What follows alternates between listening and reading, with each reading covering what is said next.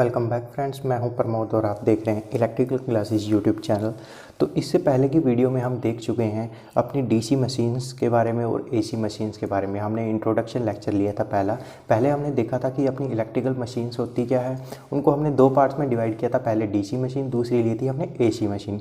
DC machine को हमने further two parts में डिवाइड किया था, एक डीसी जनरेटर, दूसरा डीसी मोटर। एसी मशीन को हमने तीन पार्ट्स में डिवाइड करके देखा था, हमारा ट्रांसफार्मर, इंडक्शन मशीन और सिंक्रोनस मशीन।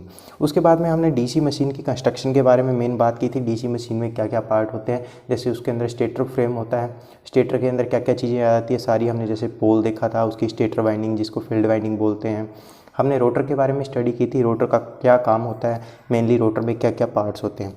इन सब चीज़ों को देखने के बाद में हमने वाइंडिंग के ऊपर बात की थी कि हमारी बेसिकली हम डीसी मशीन में दो तरह की वाइंडिंग लेके चलते हैं। पहली हमारी लैप वाइंडिंग होती है, दूसरी वेव वाइंडिंग होती है। लैप वाइंडिंग में क्या होता है, हमारा number of parallel path equal to number of poles थे, और वेव वाइंडिंग में always number of parallel path 2 होते थे। उसके बाद हमारा दूसरा टॉपिक आता है आज का EMF equation of DC machine. जो ईएमएफ इक्वेशन होती है डीसी मशीन की, आप सभी को पता होगा। सिंपली आपको पता है, इसको E equal to P∅Zn divide by 60A लेते हैं। इसमें क्या चीज़, किस चीज़ को किस से डिनोट करते हैं वो हम बेसिकली पूरा यहाँ पे देखेंगे। सबसे पहले मैं यहाँ पे बता देता हूँ, सबसे पहले हम यहाँ पे फॉर्मूला लिख लेते हैं अपना ईएमएफ इक्वेशन का।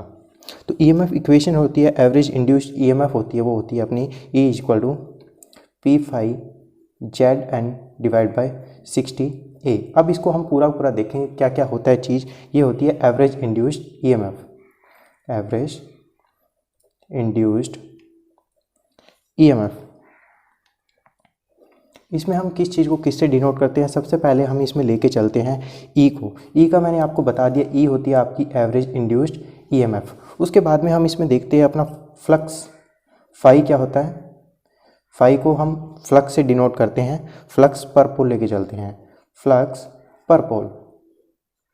इसमें हम इसके ऊपर क्वेश्चन भी करेंगे, आपको सारी चीज़ें समझ में आ जाएगी, इसमें टॉर्क कैसे प्रोड्यूस होता है, सारी चीज़ें लेके चलेंगे। उसके बाद में एन है, एन को हम यहाँ पे लेके चलते हैं स्पीड।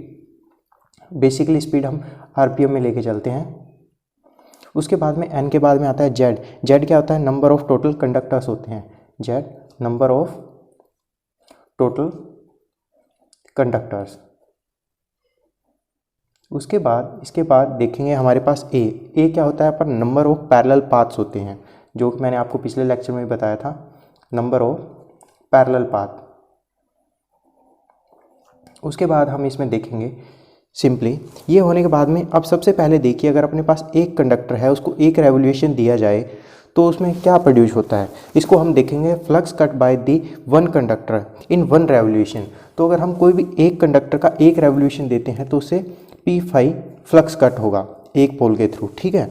वहीं अगर उसी के साथ में नंबर ऑफ रेवोल्यूशन पर सेकंड दिया जाए, जैसे कि नंबर ऑफ रेवोल्यूशन पर सेकंड, कितने रेवोल्यूशन पर सेकंड आ रहे हैं, उसको हम देखें तो अपना क्या होता है, number of revolution N divide by 60, क्योंकि हमने पर सेकंड देखे हैं तो हमने 60 से इसको डिवाइड कर दिया। वहीं अगर हम देखें flux cut by one conductor पर सेकंड कितना होगा, अगर उसी के साथ मैं देखूं, हम फ्लक्स कट कैसे निकालेंगे, flux cut by one conductor पर सेकंड, अगर पर सेकंड अपना कितना जो है, अब इसमें देखिए flux cut by one conductor पर सेकंड, एक सेकंड में कोई भी कंडक्टर है कितना फ्लक्स कट कर रहा है। तो उसके लिए हमने स्टार्टिंग में देखा था अपना फ्लक्स कट यहाँ पे क्या आया था, वन कंडक्टर का एक रेवोल्यूशन में P∅ था, तो हम यहाँ पे P∅ ले लेंगे सबसे पहले P∅। उसके बाद में हमने क्या कहा है पर सेकंड, तो यहाँ पे पर सेकंड का n/60 था, क्योंकि हमने पर सेकंड निकालना है, यहाँ भी हम पर सेकंड निकाल रहे हैं, तो इनटू में इसकी क्या आ जाएगा, n डिवाइड बाय 60। तो ये हमारी सिंपल इक्वेशन बन जाती है flux cut by one conductor पर सेकंड। यहाँ से ये आ गई। इसके बाद में नंबर ऑफ कंडक्टर कितने होते हैं पर पैरेलल पाथ, अगर वो हमारा निकालना है तो उसके लिए भी सिंपल सा फॉर्मूला निकाल देते हैं, नंबर ऑफ कंडक्टर पर पैरेलल पाथ कितने हो गए, नंबर ऑफ पैरेलल कंडक्टर पर पाथ क्या आएंगे, जेड बाई ए। जेड अपना यहाँ पे क्या है, टोटल नंबर ऑफ कंडक्टर्स थे, जो कि मैंने यहाँ पे नोट डाउन कर दिए, आप देख सकते हैं। उसके बाद में ए क्या था, अपना नंबर ऑफ पैरेलल पाथ आते हैं। तो अब इन सारी इक्वेशंस को आप जो है कंबाइन कर देते हैं तो अपनी एवरेज इंड्यूस्ड ईएमएफ आ जाती है P∅ZN divide by 60A। P है अपना नंबर ऑफ पोल्स जो आपको यहाँ पे पता है, फाई फ्लक्स कट पर पोल आ गया, Z नंबर ऑफ कंडक्टर आ गया, ठीक है, ये सारी चीज़ें, N आपकी स्पीड आ गई और 60 और A आपका क्या है, नंबर ऑफ पैरेलल पाथ। इसी तरह से हमने इन सारी चीज़ों को कंबाइन करने के बाद में अपना मेन फॉर्मूला है जो एवरेज इंड्यूस्ड ईएमएफ हमने P∅ZN डिवाइड बाई 60A हमारा यहाँ से निकाल लिया है। अब तो ये तो हमने सबसे पहले अपने को इक्वेशन बेसिकली याद ही हो जाती है कि हमारी एवरेज इंड्यूस्ड ईएमएफ कितनी होती है। उसी के बाद में अगर हम एंगुलर स्पीड की बात करें, बात आती है एंगुलर स्पीड की। एंगुलर स्पीड को हम किस से डिनोट करते हैं? एंगुलर स्पीड को हम ओमेगा एन से डिनोट करते हैं बेसिकली। ओमेगा एम से हम डिनोट करते हैं, स्पीड है ना। एंगुलर स्पीड को ओमेगा एम से डिनोट करने के बाद में इसका अपना फॉर्मूला क्या निकलता है, 2πn डिवाइड बाई 60। अब इसमें देखिए, अगर n क्या अपना नंबर ऑफ स्पीड रेवोल्यूशन, मैंने आपको पहले बताया नंबर ऑफ स्पीड थी जिसको हम आरपीएम में लेके चल रहे थे, तो यहाँ से हम स्पीड भी इसको कैलकुलेट कर सकते हैं। अगर मैं यहाँ से स्पीड निकालने की कोशिश करूँ तो n इधर रख देंगे तो ओमेगा एम इंटू में 60 डिवाइड बाई 2π। हम सिंपली यहाँ से क्या है, स्पीड निकालने की कोशिश कर रहे हैं। अगर यहाँ से मैं अगर n की स्पीड को इस वाले फॉर्मूले में पुट कर देता हूँ, हमारी जो n है इसको मैं कोई भी इक्वेशन a नाम दे देता हूँ और इसको मैं b दे देता हूँ। अगर इस b को हम इस वाली इक्वेशन में पुट करते हैं तो सिंपली हमारे पास इंड्यूस्ड ईएमएफ कितनी आ जाएगी, देखिए।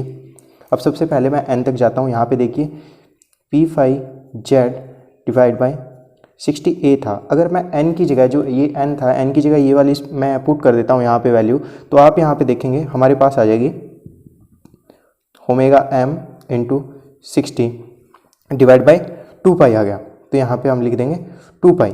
अब इस इक्वेशन को जब हम सोल्व करेंगे 60 से 60 तो सिंपली कैंसिल आउट हो जाएगा। तो हमारे पास ईएमएफ जो इंड्यूस हुई है, सिंपली ईएमएफ इंड्यूस हुई है, उसकी हमारे पास वैल्यू आ जाएगी P∅Z omega M divide by 2πA। तो ये हमारी आ गई एवरेज इंड्यूस्ड ईएमएफ। बट इसमें हम एक के कांस्टेंट लेके चलते हैं जो कि अपना मशीन कांस्टेंट होता है, तो मशीन कांस्टेंट के मान के चलते हैं जो कि मशीन कांस्टेंट होता है। इसको हम लेके चलते हैं PZ डिवाइड बाई 2πA। तो अगर हम मशीन कांस्टेंट इसमें ले लेते हैं तो सिंपली हम इंड्यूस्ड ईएमएफ को सिंपल लैंग्वेज में लिख देते हैं K∅ omega M. Omega M हमारा यहाँ पे क्या निकल के आता है, एंगुलर स्पीड है जो हमने यहाँ पे लिखी थी, एंगुलर स्पीड होगी। फाई हमारा फ्लक्स कट हो गया, के अपना आ गया मशीन कांस्टेंट जो कि के की वैल्यू ये है। इस तरह से हमारी एवरेज इंड्यूस्ड ईएमएफ जो निकल के आ जाती है। इसके ऊपर हम 1 से 2 क्वेश्चन करेंगे, उसके बाद में आपको थोड़ा और क्लियरिफाई हो जाएगा। ये तो हमारी आ गई ईएमएफ इक्वेशन जो कि मशीन में कैसे आती है। उसके बाद में टॉर्क ऑफ डीसी मशीन भी हम देखें तो हमारा टॉर्क क्या होता है। जैसे कि आपको पता होगा अपनी आर्मेचर के अंदर पावर आती है, ठीक है। तो यहाँ पे देखिए टॉर्क ऑफ डीसी मशीन अपना क्या निकल के आया। सबसे पहले हमें को पता है आर्मेचर पावर क्या होती है। हम यहाँ पे देखें तो आर्मेचर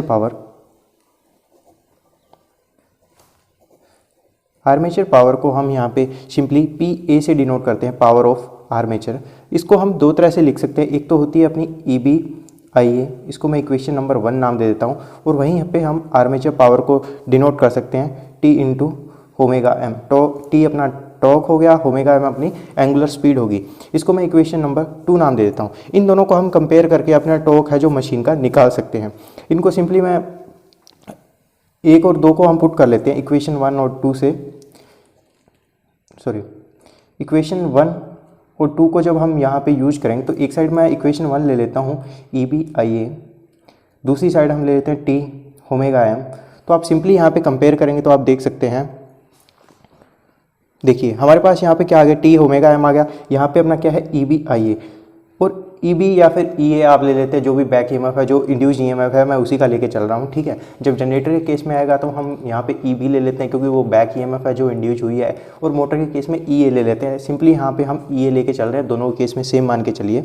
हमें पता है हमारा EA का फॉर्मूला, या फिर E मान लीजिए इसको आप, EA या फिर EA की बात है, दोनों बोल दीजिए, जो कि अपनी इंड्यूस्ड ईएमएफ है जो कि हमने यहाँ से निकाली थी। ई का अपना फॉर्मूला हमने निकाला था कि जो अपनी इंड्यूस्ड ईएमएफ थी वो क्या आई थी, के फाइव ओमेगा एम निकल के आई थी। अगर मैं यहाँ पे इसकी जगह वैल्यू पुट कर दूँ के फाइव ओमेगा एम, तो हमें और इक्वेशन निकालने में आसानी हो सकती है, जो कि हम टॉर्क की इक्वेशन निकाल सकते हैं। तो सिंपली मैं यहाँ पे जो अपनी इंड्यूस्ड ईएमएफ है उसकी जगह वैल्यू पुट कर देता हूँ, K phi omega M I A equal to T omega M. Omega M से ओमेगा एम कैंसिल हो गया तो अपना टॉर्क का फॉर्मूला यहाँ से निकल के आ जाता है, के फाइव आई ए। ये तीन फॉर्मूले यहाँ पे मेन हो जाते हैं। एक तो आपका देखिए जो टॉर्क का होता है कि अपनी जो डीसी मशीन है उसके अंदर जो टॉर्क प्रोड्यूस होगा वो क्या होगा, टॉर्क के फाइव आई ए होगा। के की वैल्यू मैंने आपको बता दी थी, कांस्टेंट होता है, ये आ गया। उसके बाद में इंड्यूस्ड ईएमएफ के फाइव ओमेगा होती है। आप ये भी याद रख सकते हैं, P phi Z divide by 60A। ये आपका नंबर ऑफ पैरेलल पाथ हो जाएगा। अगर आपको वेव वाइंडिंग मशीन में दी हुई है तो number of parallel path equal to number of poles होंगे। अगर वहीं आपको लैप वाइंडिंग दी है तो आपके number of parallel path equal to number of poles होते हैं, और वेव में ऑलवेज 2 होते हैं। इसके ऊपर सबसे ज़्यादा न्यूमेरिकल आते हैं। अगर डीसी मशीन में कहीं से भी न्यूमेरिकल आ सकता है तो बस यहीं से न्यूमेरिकल आता है। बहुत आसान सा 1 या 2 लाइन का न्यूमेरिकल होता है जो जेई एग्जाम में पूछा जाता है। इसके ऊपर हम 3 से 4 क्वेश्चन अभी करते हैं, इसके ऊपर आपको क्लियरिटी आ जाएगी। इससे ऊपर आपके क्वेश्चन जेई में नहीं आते डीसी मशीन में, अगर पेपर का लेवल नॉर्मल बनाया जाए तो। इसमें हम 1 से 2 क्वेश्चन अभी लेके चलते हैं और उनमें देखते हैं क्या रहता है। तो भी देखिए आपके सामने मैं पहला क्वेश्चन लेके आया हूँ। इस क्वेश्चन में हमारे पास डाटा दिया हुआ है, एक 4 पोल की वेव बाउंड आर्मेचर है। 4 पोल का है, यहाँ पे देखिए पोल इसके 4 है और वेव बाउंड दिया हुआ है। तो इसमें ए हमने क्या लेना है, नंबर ऑफ पैरेलल पाथ हमेशा वेव में मैंने आपको बताया था 2 लेके चलने हैं। अगर यहाँ पे लैप होता तो उसमें हम इक्वल टू 4 लेके चलते, वो आगे हम देखते हैं। Armature have 420 conductors and it is rotated at 1000 RPM। Its useful flux is 20 milli weber. Calculate generated EMF. हमने इंड्यूस्ड ईएमएफ यहाँ पे कैलकुलेट करनी है। तो सबसे पहले हमें इंड्यूस्ड ईएमएफ का फॉर्मूला पता है, तो हम इंड्यूस्ड ईएमएफ का फॉर्मूला लिख लेंगे। ई इक्वल टू क्या होता है, P phi Z N divide by 60A। हमें पी पता है नंबर ऑफ पोल्स होते हैं, 5 फ्लक्स होता है, जेड नंबर ऑफ कंडक्टर्स होते हैं, एन स्पीड है आरपीएम में, और ए अपना जो है पैरेलल पाथ होते हैं। अगर वेव वाइंडिंग है तो वेव में हमने देखा था क्या लेके चलते हैं, वेव में ए को हम 2 मान के चलते हैं। वहीं लैप होती है तो ए इक्वल टू पी होते हैं, नंबर ऑफ जो हमारे कितने उसके अंदर पोल है उसके इक्वल लेके चलते हैं। तो सबसे पहले अगर मैं इसमें इंड्यूस्ड ईएमएफ वाले फॉर्मूले में इसकी इक्वेशन को पुट करूं तो पी यहाँ पे हम पोल्स देखेंगे हमारे पास कितने हैं, 4। उसके बाद में फ्लक्स की वैल्यू मैं यहाँ पे देखूंगा तो अपने पास दिया हुआ है डाटा 20 मिली वेबर। मिली दिया हुआ है तो याद रखिए 10⁻³ आएगा। तो इंटू में 20 10⁻³ क्योंकि ये मिली में दिया हुआ है, into Z number of conductors इसमें कितनी दिए हुए हैं 420। P5 जेड एन स्पीड हमें 1000 RPM में दी है, उसमें हमें कोई भी चेंज करने की ज़रूरत नहीं है जैसा आप देख सकते हैं। उसके बाद देखिए नेक्स्ट है अपना divide by 60 into A. Wave winding दी है तो हमारे नंबर ऑफ पैरेलल पाथ इसमें 2 होंगे, उसमें हमें कुछ भी चेंज करने की ज़रूरत नहीं है। तो यहाँ पे मैं सिंपली 2 कर देता हूँ। अब इसको जैसे ही हम सोल्व करेंगे तो हम देख लेंगे 200 कैंसिल आउट हो गया। इसको हम कैलकुलेट करेंगे तो अप्रोक्सीमेट ये आ जाएगा 280 वोल्ट। आप इसको कैलकुलेट कर सकते हो, 280 वोल्ट हमारे यहाँ पे इस तरह से निकाल सकते हैं। तो ये हमने हमारे पहले फॉर्मूले को यहाँ पे देखा कि हमारा ये किस तरह से कैलकुलेट हो जाता है, जिसमें मैंने आपको इंड्यूस्ड ईएमएफ वाली इक्वेशन देखी है। इसके बाद में हमारी एक टॉर्क वाली इक्वेशन है, उसको भी हम यूज करके देख लेंगे। तो इसमें देखिए अगर आपको यहाँ पे तो वेव वाइंडिंग दी थी तो आपने यहाँ पे एक की जगह 2 का यूज किया था। अगर यहाँ पे आपको लैप वाइंडिंग दी होती तो इसमें जितने पोल्स थे उतने आप यहाँ पे लेके चलते। जैसे यहाँ पे 4 पोल है तो आप यहाँ पे 4 लेके सिंपली इसको कैलकुलेट कर लेते। चलिए बढ़ते हैं इसे नेक्स्ट क्वेश्चन की तरफ, आपको थोड़ी और क्लियरिटी मिलेगी। अगर आपको इसके बाद भी कोई डाउट रहता है तो आप कमेंट सेक्शन में पूछ सकते हो। वैसे भी मैंने डिटेल में बहुत अच्छे से मशीन को आपको पढ़ाया हुआ है, आप हमारे यूट्यूब चैनल की प्लेलिस्ट में जाके देख सकते हैं, वहाँ पे आपको सारी प्लेलिस्ट देखने के लिए मिलती है। इसके बाद बढ़ते हैं हम नेक्स्ट क्वेश्चन की ओर। तो देखिए हमारे सामने अभी दूसरा क्वेश्चन आ गया है। इस क्वेश्चन को देखने के बाद थोड़ी और क्लियरिटी आ जाएगी आपको। हमारे पास एक 8 पोल की मशीन है जो लैप कनेक्टेड है। पहले वाला क्वेश्चन हमने किया था वो वेव कनेक्टेड था, इसमें हमने लैप कनेक्टेड का एग्जांपल लिया। इसमें 8 पोल है। आर्मेचर है यहाँ पे देखिए हमने डायरेक्ट है जो कंडक्टर नहीं लिए हैं। इस क्वेश्चन में देखिए आर्मेचर है 40 स्लॉट्स विद 12 कंडक्टर पर स्लॉट। मतलब कि जैसे हमने पिछला डायग्राम लिया था जैसा पिछले लेक्चर में हमने किया था, आप देखेंगे इस लेक्चर में। तो जैसे देखिए हमारे पास ये आर्मेचर हमने लिया था, इसके अंदर हमने ये क्या है, आर्मेचर के ऊपर स्लॉट्स लगाए होते हैं। जो आर्मेचर में जेड नंबर ऑफ कंडक्टर्स लेके चल रहे हैं वो सारे इन्हीं के अंदर होते हैं। तो जो इसमें टोटल स्लॉट्स बताएं ये वाले स्लॉट्स हैं। इसमें कितने स्लॉट्स दिए हुए हैं वो इसमें क्वेश्चन में दिए हुए हैं, और एक स्लॉट के अंदर कितने कंडक्टर है वो भी इसमें बताया हुआ है। तो इसमें हमने आर्मेचर के टोटल कंडक्टर निकालने, तो जितने स्लॉट होते हैं उनको एक स्लॉट के अंदर जितने कंडक्टर हैं उनसे मल्टीप्लाई कर देंगे तो टोटल स्लॉट आ जाते हैं। जैसे एग्जांपल के तौर पे मैं मान के चल रहा हूँ इसमें 10 स्लॉट्स है और एक स्लॉट के अंदर 2 तार डाली हुई है, तो टोटल कितनी तार आ जाती है इसके अंदर, 20 हो गई। उसी तरह से देखिए इस वाले में हमें 40 स्लॉट्स दिए हुए हैं और एक स्लॉट के अंदर 12 कंडक्टर हैं। 40 को 12 से मल्टीप्लाई करेंगे तो अपने Z total number of conductors है यहाँ पे आ जाते हैं, और ये जनरेट कर रहा है 500 वोल्ट। तो देखिए इसमें इंड्यूस्ड वोल्टेज है वो हमें पहले से ही बताई गई है। तो इस क्वेश्चन में हमें कुछ और डिटरमाइन करना है। Determine the speed at which running if flux पर पोल इज 20 मिली वेबर। तो हमें यहाँ पे वो स्पीड पता करनी है जब हमने 20 मिली वेबर इसको फ्लक्स दिया है और इसमें इतने कंडक्टर्स है, 8 पोल की लैब कनेक्टेड मशीन है। तो सिंपली फार्मूला हम यहाँ पे वही रखेंगे जो हमारा पहले यूज हो रहा था। तो हमारा फार्मूला क्या था, E = P phi ZN divide by 60A। E अपनी इंड्यूस्ड EMF थी, P नंबर ऑफ पोल्स थे, और हमें यहाँ पे स्पीड निकालनी है। तो सिंपली मैं इसको फॉर्मूले को कर देता हूँ। तो ये वाला n निकालना है तो हम 60 को उधर ले जाते हैं और ये डिवाइड में आ जाएगा। N = E × 60A divide by P phi Z। तो हमारा ये n निकालने का सिंपली फॉर्मूला बन गया।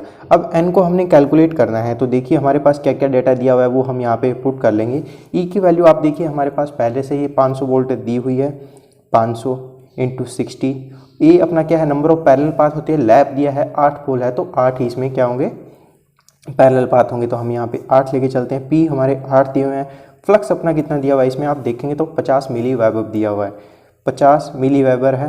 तो इसको 10⁻³ मिली के लिए यूज किया है हमने। और जेड हमारे नंबर ऑफ कंडक्टर्स हैं तो हमने 12 × 40 कर दिया। तो सिंपली यहाँ पे नंबर ऑफ कंडक्टर्स अपने आप आ जाएंगे। इसको कैंसिल आउट कर लेते हैं, इससे ये कट हो गया। जैसे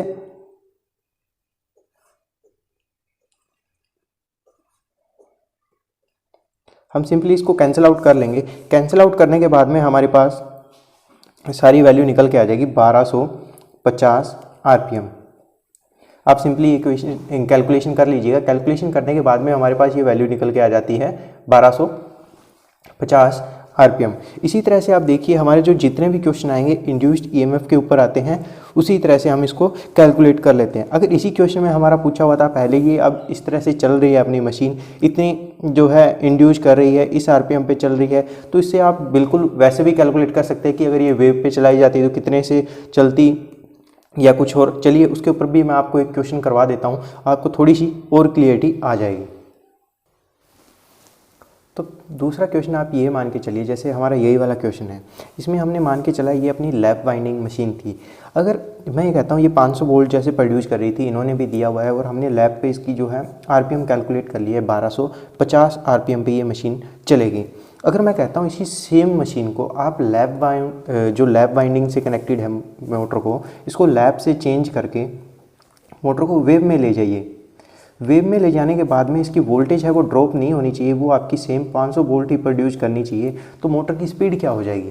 तो मैंने सिंपली ये कहा है कि आपकी जो वोल्टेज है वो चेंज नहीं होनी चाहिए। अगर इसको लैब को मैं वेव में कन्वर्ट कर देता हूँ, क्योंकि हमारे पास लैब की पहले डेटा है तो डेटा को हम वेव में कन्वर्ट कर देते हैं, तो इसकी जो स्पीड पे है क्या फ़र्क आएगा।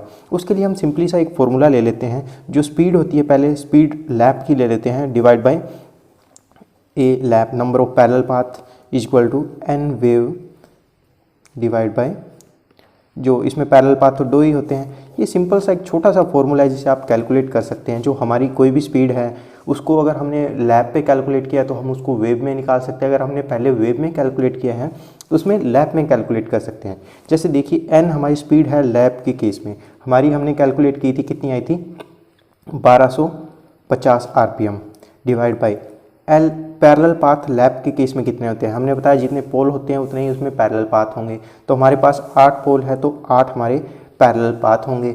Equal to n speed of wave winding. हमने यही तो कैलकुलेट करना है कि अगर उसी लैप वाइंडिंग वाली मशीन को हमने वेव में कन्वर्ट कर दिया, वेव वाइंडिंग में बांध दिया, 500 वोल्ट ही प्रोड्यूस करवाने हैं तो उसकी स्पीड कितनी हो जाएगी, यही तो कैलकुलेट करना है। डिवाइड बाय पैरेलल पाथ कितने होते हैं वेव वाइंडिंग में, ऑलवेज 2 होते हैं, तो ये हमने 2 ले लिया।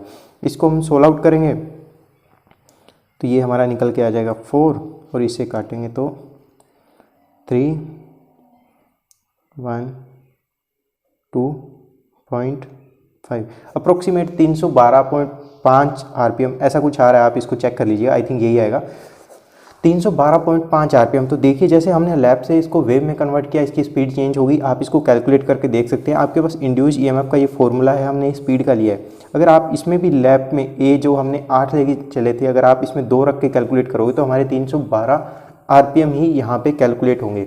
इसी तरह से आपने जो ईएमएफ इंड्यूस होती है डीसी मशीन में, आपने उसको कैलकुलेट करना सीखा। जो टॉर्क होता है KFI उसको आपने निकालना सीखा। इसके ऊपर हमने 3 जो है न्यूमेरिकल करके देखे, उससे भी आपको काफ़ी क्लियरिटी आई हुई। अब अभी भी आपको इसमें कोई डाउट लगता है तो आप कमेंट सेक्शन में पूछ सकते हैं, नहीं तो यूट्यूब चैनल पे मेरे पे काफ़ी सारी वीडियो है, डिटेल में पूरी मशीन पढ़ाई हुई है, आप एक बार वो देखिए। कोई डाउट आता है तो कमेंट सेक्शन में ज़रूर पूछिएगा। वीडियो अच्छी लगी हो तो वीडियो को लाइक करना मत भूलिएगा, चैनल को सब्सक्राइब कर लीजिए। Thank you very much.